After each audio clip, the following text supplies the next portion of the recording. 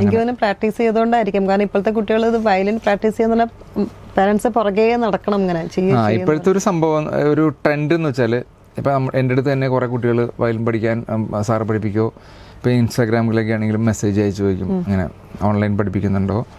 അപ്പോൾ ഞാൻ ഒരു സമയത്തൊക്കെ നമ്മുടെ ഈ കൊറോണ ടൈമിലൊക്കെ വലിയ തിരക്കുണ്ടായിരുന്ന സമയമല്ല, നമുക്ക് ഷോസ് ഒന്നുമില്ല, റെക്കോർഡിങ്ങുകളില്ല. അപ്പോൾ ഞാൻ കുറച്ച് കുട്ടികളൊക്കെ എടുത്തിരുന്നു. പക്ഷേ നല്ല ഒരു 5-6 കുട്ടികൾ നല്ലോണം പഠിക്കുമായിരുന്നു. അപ്പോൾ ഞാൻ എപ്പോഴും പറയാം അവരോട്, ഞാൻ അങ്ങോട്ട് പറയും, കാര്യം ഇവർ ഇങ്ങോട്ട് ചോദിക്കുന്നതിന് മുമ്പ് നമുക്കറിയാം.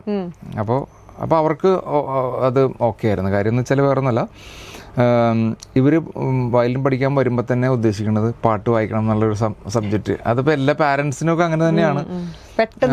അടുത്ത ആഴ്ച ഒരു പരിപാടി ഉണ്ട്, അവരുടെ റെസിഡൻസ് അസോസിയേഷൻ്റെ ഒരു പരിപാടി ഉണ്ട്. അപ്പോൾ സാറിന് ഇപ്പോൾ ഈ ഒരു സ്റ്റേജിൽ ഏത് പാട്ട് വായിപ്പിക്കാൻ പറ്റും? അപ്പോൾ ഞാൻ പറഞ്ഞു, ഞാൻ തന്നെ ശരിക്കും വായിച്ച് ശരിയായിട്ടില്ല. അപ്പോൾ അത് മാത്രമല്ല, ഇതൊരു ലോങ് പ്രോസസ്സാണല്ലോ.